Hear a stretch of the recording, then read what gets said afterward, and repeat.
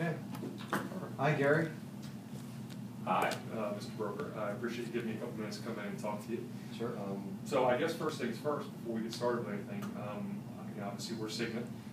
We do the healthcare thing and all that good stuff, but I wanted to know if you guys had any prior experience with Cigna in terms of their ancillary lines. Have you ever worked with a Cigna rep in the past or had any kind of experience with Cigna on the ancillary side, not just the medical? Yeah, that's a good question. Obviously I've had some exposure on the healthcare side. My view of Cigna, very honestly, is a little bit jaded because of my experiences with them on the healthcare side. It seems like I get more declines than anything. It can be very frustrating to deal with Cigna. I've dealt with Cigna a couple times on the ancillary side, but frankly, it just wasn't all that competitive. And I've got 10, 12 carriers that I go to, and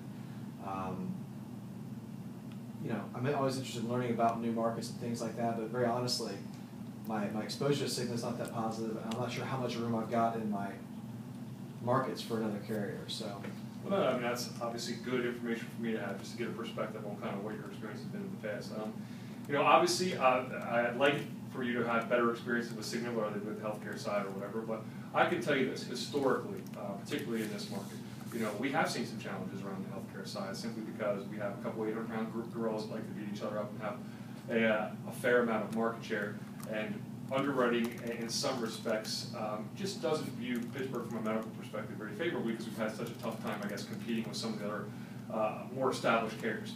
The good news is, those dynamics are starting to change. So just from a pure healthcare perspective, we are seeing some movement from my partners on the new business healthcare side, where we are actually being more competitive. Down market, say, where we were only looking at, say, 250 plus in multi-situs, we are now coming down to about 100. So encouraging to see those things actually come to fruition.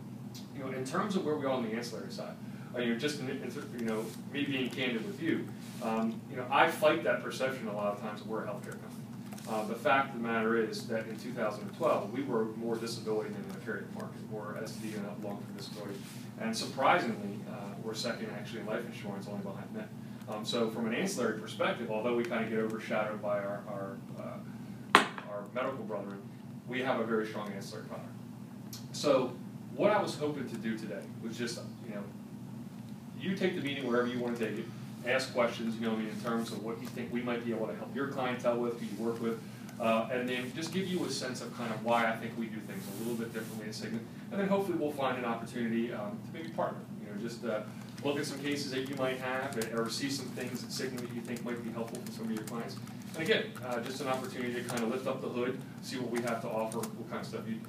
Okay. Before I kind of spill my whole deal on Cigna, is there anything about your firm, groups that you work with, sizes that you tend to go to, whether they're 75 life groups or 500 life groups or industries, just so I can get a better feel for generally where you guys play? Yeah, that's a fair question. We focus 50 plus. I would say that the majority of our market is, of course, you have more smaller groups, but we top out just a little over 1,000. But between 50 and 1,000, we probably have 35, 40 groups. Okay. That's a nice chunk of groups.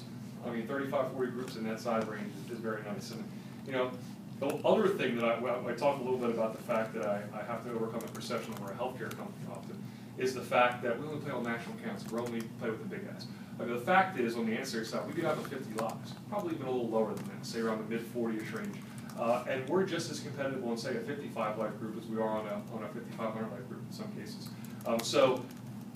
But one thing that I want to try to make sure we kind of get across is, obviously with the recession and the way the economy is, we've commoditized a lot of things. We've spreadsheeted everything, and we tend to kind of go along the lines, at least on the ancillary side anyway, and really circle the lowest one. But what I hope to bring across today is there really is a difference in carriers.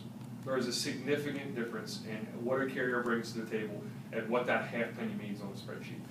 So when you're making a decision or consulting with the group to say, these three carriers look like they're in pretty close shape, well, this is what Cigna brings to the table.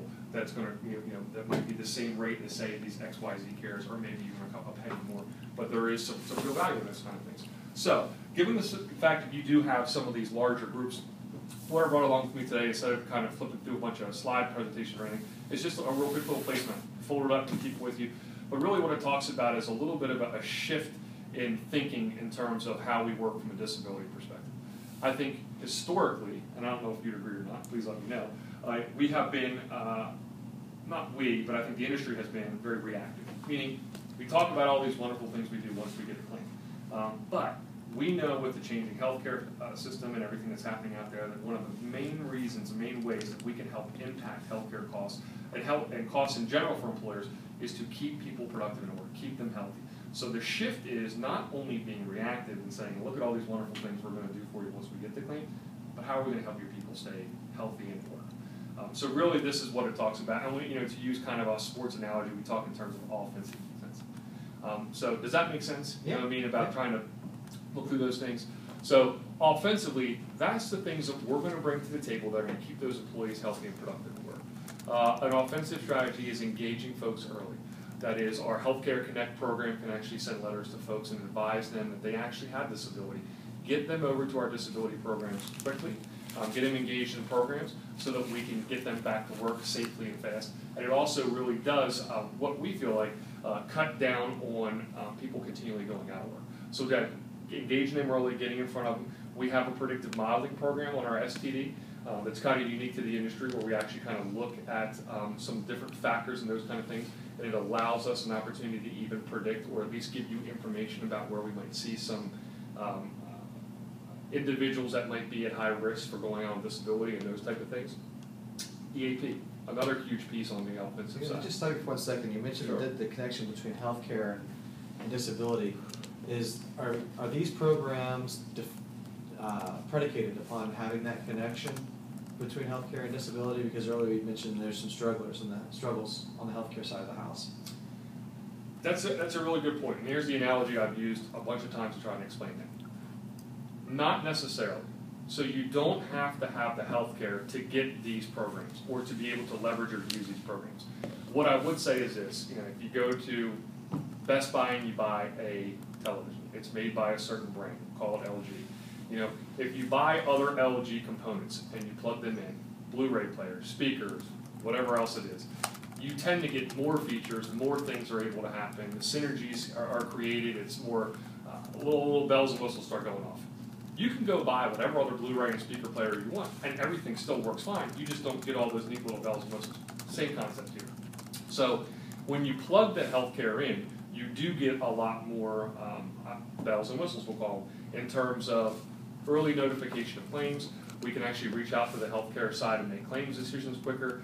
We have the letters, the proactive letters that I talked about. We have the integrated reporting that we can talk about a little bit later that we'll go through and try to really connect the dots, because at the end of the day, every disability event is a healthcare event. And I think we have got to shift our focus and as consultants to stop thinking about disability and healthcare and workers' compensation, and we have to look at how those interconnected pieces really do have an overall or holistic impact on a company's bottom line. So then what is the deal if I don't have the Cigna healthcare piece in place? Is there a material difference between what I'm getting with Carrier? I use Lincoln as an example. Okay. So I have a good comfort level with Lincoln. They've got all their bills on one system. They issue contracts really quick. They have a good implementation process where they have someone that's kind of dedicated to it, and their claims have been fine. So we file a claim, and the claim gets reviewed in a timely manner or whatever, and off we go. So if you take the healthcare piece out of the equation, I'm really more interested in how Cigna operates relative to the other carriers as a ancillary carrier. Very good question.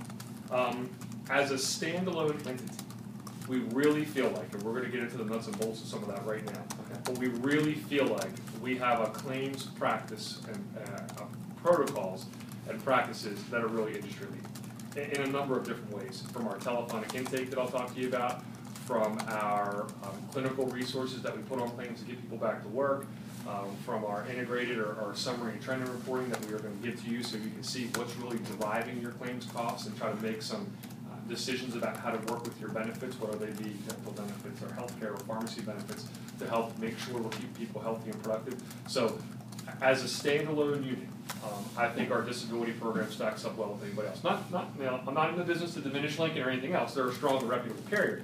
But I think once you, and I used this a little bit earlier, once you lift up the hood and really look at things, I think you're going to start to see some of these little nuances and say, maybe that's kind of interesting. We haven't necessarily seen that. So let's start off with intake. So I would ask you, what is your, in working with your clients and customers, what would you say is the normal intake practice that they go through in order to initiate a disability claim? Yeah, typically the employee's filing a claim, or they bring it to the HR person to help them file the claim. Same typical process, paper claim form. Depending on the carrier or the group, whether or not they have short-term disability, there might be some telephonic claim intake in there for short-term disability as well. Okay. And it's fairly standard throughout the. You took the words right out of my mouth. Yeah. I was going to say that's fairly standard. So I think what we normally see in some way, shape, or form is an employee getting a piece of paper, having to have the doctor fill out some information, at some point in time having to have the doctor fill out some information, and ultimately either the employer or the employee having to then remit that form into the insurance carrier. I think we can all agree that in best case scenario that takes maybe a few days to get done. Worst case that could take a week. So what we've done is we've tried to make it not only just simply easier from an administrative perspective for the group and the employee to initiate the claim, but what we also want to do is we want to get our hands on that employee as quickly as possible so that we can get the ball rolling, get claims paid quickly, and then ultimately start to have those in-depth conversations about how we can get that person back to work safely and quickly. So our telephonic intake is true telephonic intake, meaning all we're going to do is give you a PDF. It's going to have a wallet card. It's going to tell the employee exactly what they need to have in front of them when they call us. You call Cigna, and we do everything. We take all the information over the phone, say 7 to 10 minute phone call, and then it's our responsibility to then reach out to the physicians to get all the information. The way we can do that is we're very unique in the industry. I think only at least maybe 1 or 2 other carriers have this capability. We take a HIPAA compliant voice authorization on the first time we have an employee on the phone. So we now have a 7 to 10 minute phone call where we've taken all the information without one piece of paper, and now we also have a HIPAA compliancy statement that we can reach out and start getting claims information. I mean, we just did it in 10 minutes, and sometimes takes a couple days or a week to do.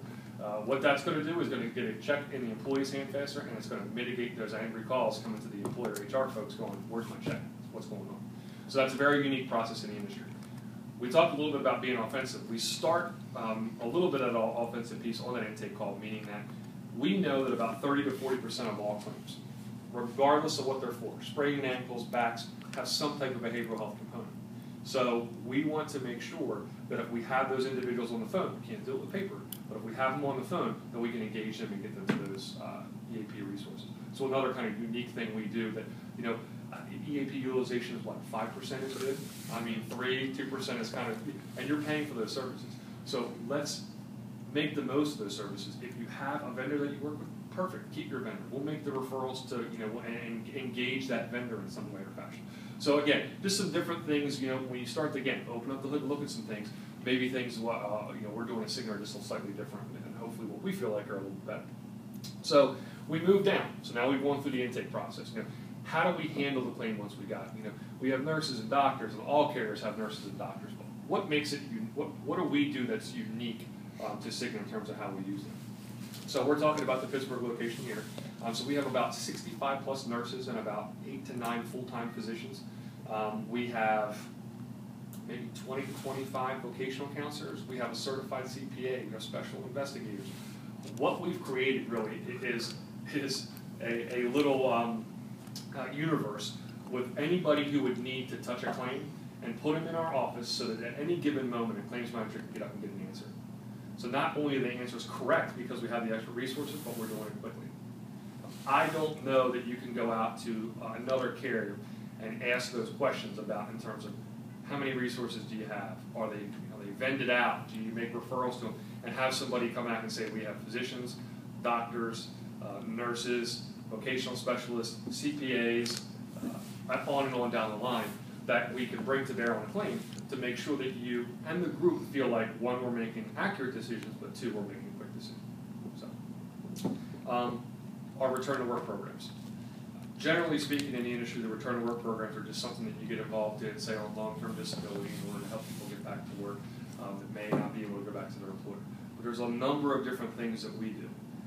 On the front end, being offensive again, and not offensive, but taking an offensive strategy. on the front end. We actually have a